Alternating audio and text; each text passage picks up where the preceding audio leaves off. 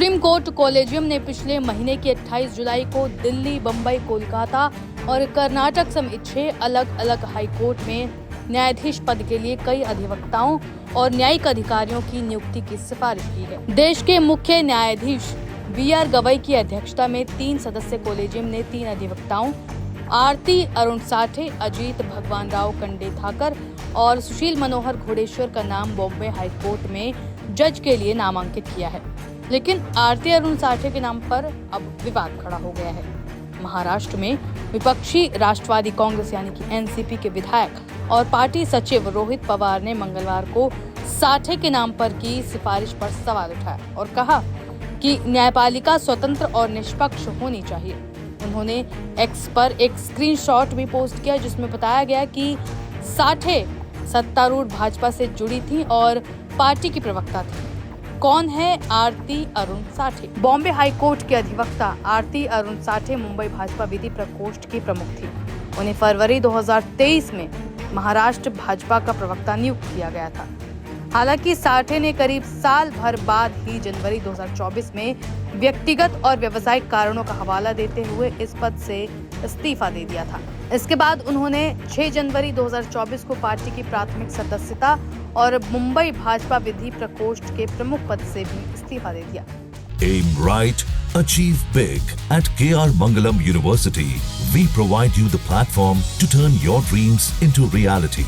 At KR Mangalam University.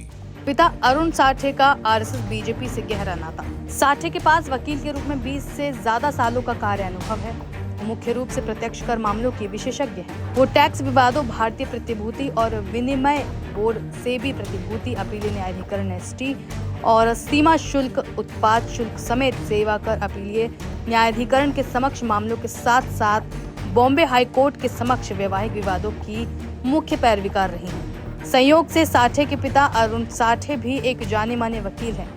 वो RSS और भाजपा से जुड़े रहे। बता दें कि वो पूर्व में भाजपा की राष्ट्रीय कार्यकारिणी के सदस्य भी रह चुके हैं। एनसीपी ने उठाए सवाल। एनसीपी विधायक पवार ने साठे के नाम की सिफारिश का विरोध करते हुए कहा है, सार्वजनिक मंच से सत्तारूढ़ दल का पक्ष रखने वाले व्यक्ति की हाईकोर्ट में न्यायाधीश के रूप में नियुक्ति लोकतंत्र के लिए सबसे बड़ा आघात है। न्यायाधीश का पद अत्यंत जिम्मेदारी वाला होता है। उसे निष्पक्ष होना चाहिए। जब सत्तारूढ़ दल से किसी को न्यायाधीश नियुक्त किया जाता है तो निष्पक्षता और लोकतांत्रिक प्रक्रिया पर गंभीर प्रश्न चिन्ह लगता है।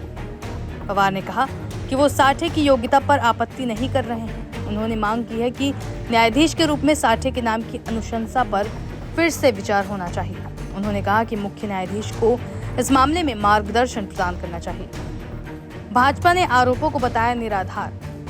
दूसरी तरफ महाराष्ट्र भाजपा ने रोहित पवार के आरोपों को निराधार बताते हुए खारिज किया है और कहा है कि साठे को न्यायाधीश बनाने की सिफारिश पूरी तरह से निर्धारित ढांचे के भीतर योग्यता के आधार पर की गई है।